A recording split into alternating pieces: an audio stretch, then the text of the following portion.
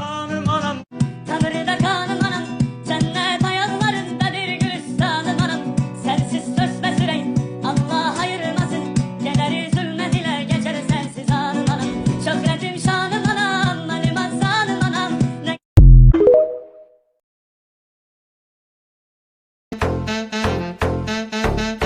Kimga yoz, kimga kuz, yarimga sepmagin tuz. Menga hamisha bahor, bezayib ketgan bu yuz. O'ylamayman boshqalarni, o'ylamasin boshqa mani. Undan nima dardi bor, menga hamisha bahor. Bo'sh cho'ntak shimim bor, shimimni yirtig'i bor. Ustimdan ko'p kulishar, menga hamisha bahor. Bekni g'iybat qilmayman, yomonlikni bilmayman.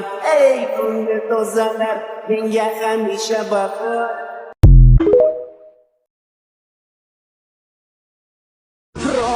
Bahar, bahar, bahar diye yetişemeden sonra